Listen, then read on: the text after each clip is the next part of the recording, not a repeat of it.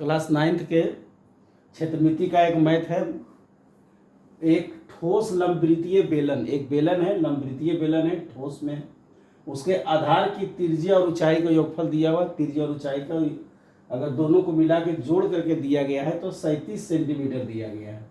यदि बेलन के संपूर्ण पृष्ठ का क्षेत्रफल, बेलन के संपूर्ण पृष्ठ का क्षेत्रफल देखिए दिया हुआ है 1628 सेंटीमीटर स्क्वायर है, तो बेलन का आयतन भी हमको ज्ञात करना है।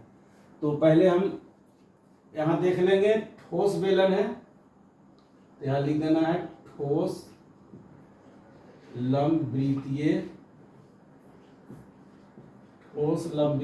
बेलन। यहाँ पहले लिख देंगे माना,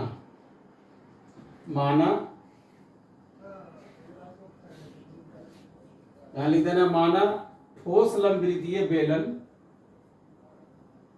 के आधार की त्रिज्या,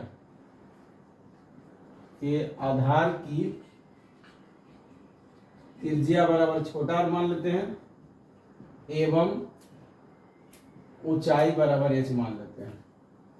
एक ठोस लंबवृत्तीय बेलन के आधार की त्रिज्या r मान लिए एवं ऊंचाई को h मान लिए।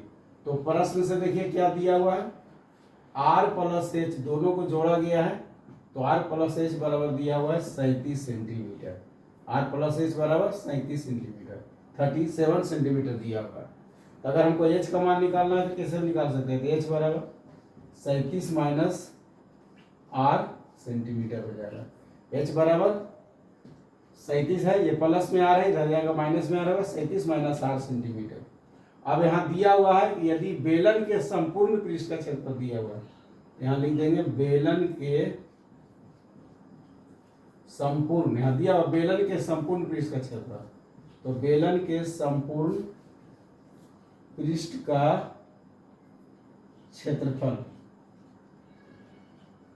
तो एक सूत्र होता है बेलन के संपूर्ण पृष्ठ का क्षेत्रफल का सूत्र होता है 2 पाई r प्लस h।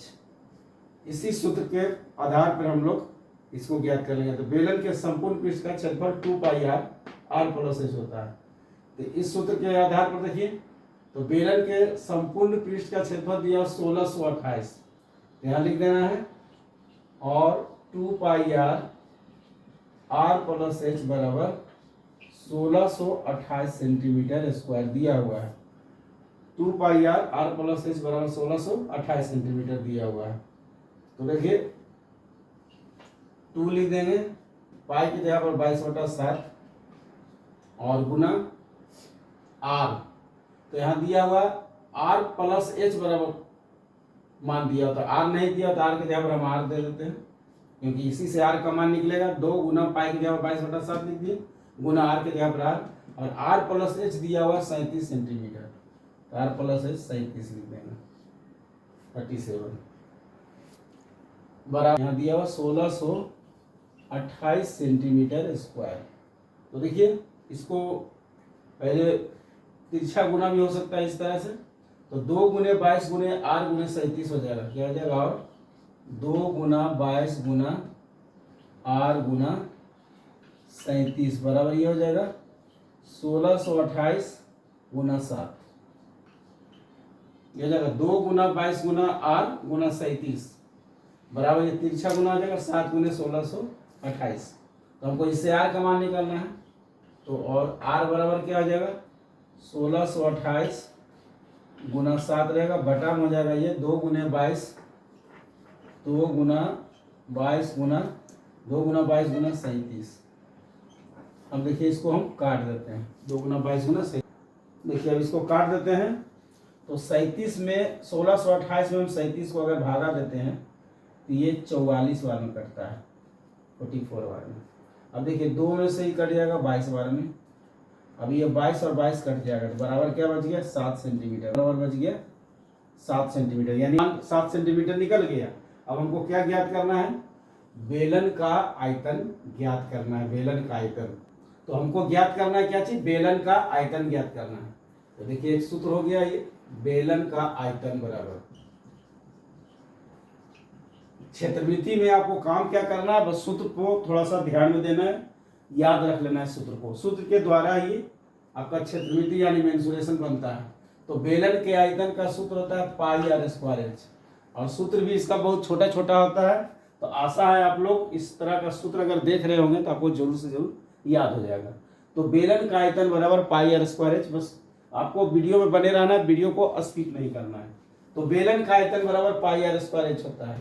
तो देखिए पाई का मान होता है 22/7 और गुना आर स्क्वायर। आर का मान हमने निकाल दिया 7 सेंटीमीटर, तो स्क्वायर है तो 2 बार हो जाएगा 7 सेंटीमीटर गुना 7 सेंटीमीटर गुना, अब एच मान नहीं दिया हुआ है तो हम इससे हमको एच का मान निकलेगा।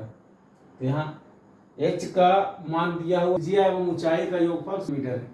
तो हमने एच बराबर निकाले थे 37 माइनस आर, एच बराबर 37 माइनस आर निकाले थे।